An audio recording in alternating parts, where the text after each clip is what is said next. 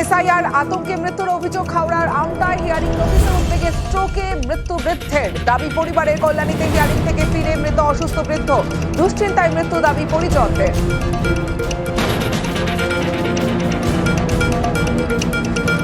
SIR hearing এ আজও বয়স্কদের চরম ভোগান্তি কাটোয়ায় নাতির কোলে শুনানিতে শতায়ু দিকে দিকে একই ছবি কনকনে ঠান্ডায় দীর্ঘক্ষণ লাইনে অপেক্ষা বারাসাতে আবার ৫,০০০ টাকা গাড়ি ভাড়ায় হিয়ারিং এ।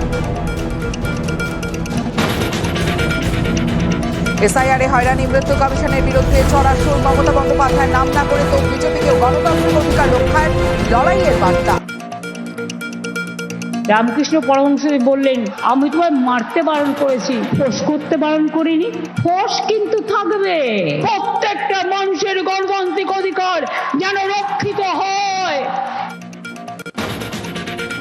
হিয়ারিং এ হয়রানি অবশেষে নয়া গাইডলাইন কমিশনের ৮৫ ও তার বেশি বয়স্কদের বাড়িতেই শুনানি, বিশেষভাবে সক্ষম ও অসুস্থদের ক্ষেত্রেও একই নির্দেশিকা।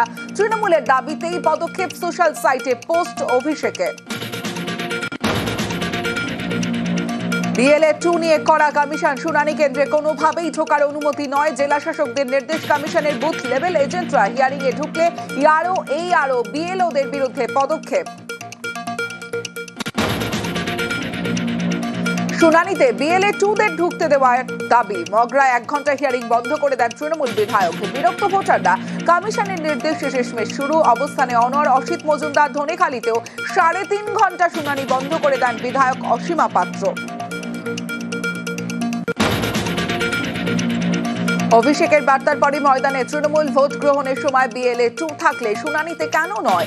গতকাল সরব দলের সর্বভারতীয় সাধারণ সম্পাদক। হিয়ারিং এর তৃতীয় দিনে জেলায় জেলায় বিক্ষোভ।